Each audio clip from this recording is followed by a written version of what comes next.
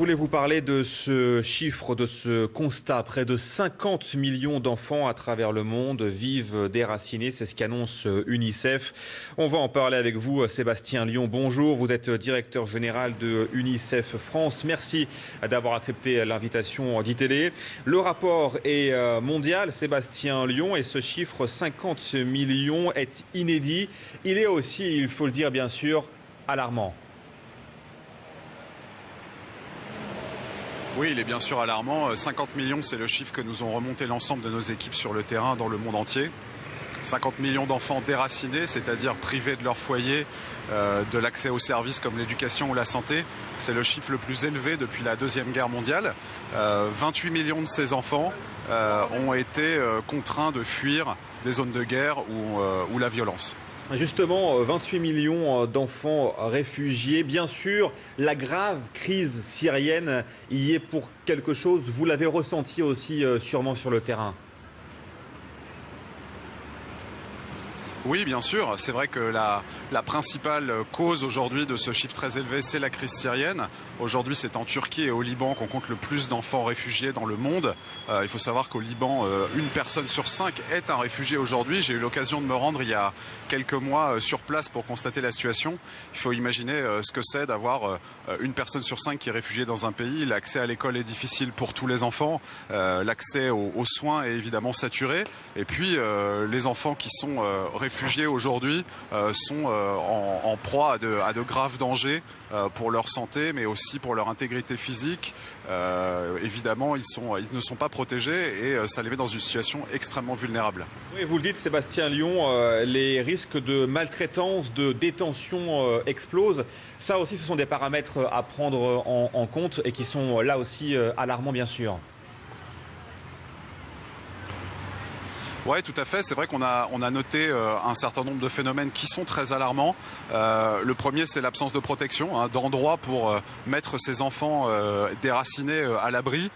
C'est le cas pour de très nombreux de ces enfants, que ce soit en Turquie ou au Liban, comme je le citais, ou en Europe, aujourd'hui, avec la crise des réfugiés qu'on connaît dans nos pays et en France, entre autres.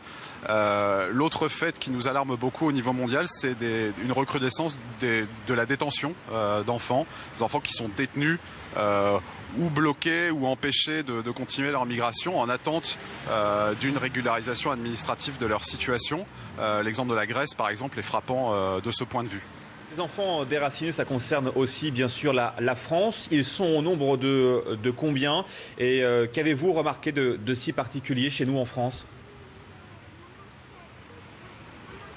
Alors déjà, il faut dire que le phénomène en Europe, qui évidemment nous concerne beaucoup, puisque c'est la zone où nous habitons et qui nous concerne en premier lieu, ne représente qu'un dixième au global, pour toute l'Europe, des enfants qui sont aujourd'hui déracinés. Donc ça reste un chiffre qui est inférieur à ce qu'on voit dans de nombreux autres endroits dans le monde entier.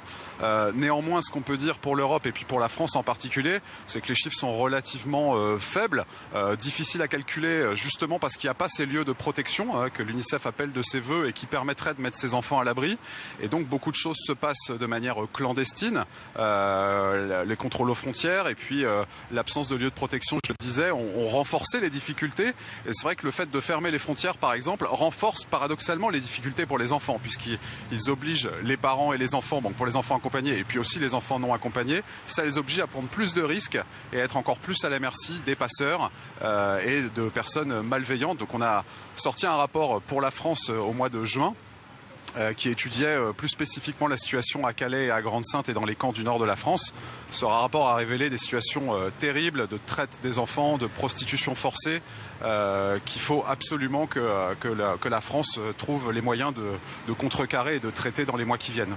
Rapidement justement, Sébastien Lion, vous avez fait plusieurs demandes aux autorités françaises. Quelles sont-elles et est-ce que le message a été entendu ?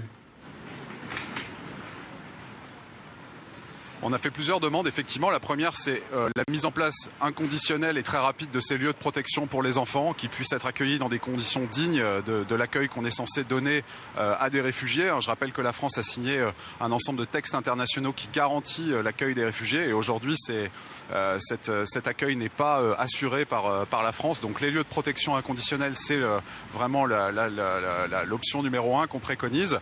On salue à ce titre l'initiative de la mairie de Paris, qui a décidé de mettre en place une bulle d'accueil qui n'est pas encore arrivée, mais qu'on appelait de nos voeux depuis très longtemps. On restera bien sûr vigilant sur les conditions d'accueil des enfants.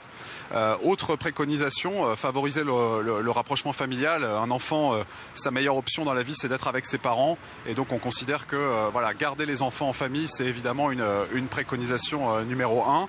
Et puis évidemment tout le travail qu'on a initié avec nos voisins anglais, puisque une grosse partie des réfugiés qui traversent le sol français ont pour objectif de se rendre en Grande-Bretagne. Pour nous, l'objectif, c'est évidemment de faciliter les procédures de réunification familiale quand elles sont possibles avec nos voisins anglais. Et on a eu beaucoup de difficultés avec ça dans les années précédentes, même si en 2016, il y a un petit peu de mieux. Et peut-être le dernier point que je voudrais ajouter, qui est très important évidemment pour nous, c'est ne pas se lancer dans un nouveau démantèlement, notamment de la jungle de Calais, avant d'avoir pris les mesures nécessaires que je citais auparavant pour mettre les enfants à l'abri. Merci à vous, Sébastien, d'avoir été avec nous et en direct sur iTélé. Merci également au travail de l'ensemble de vos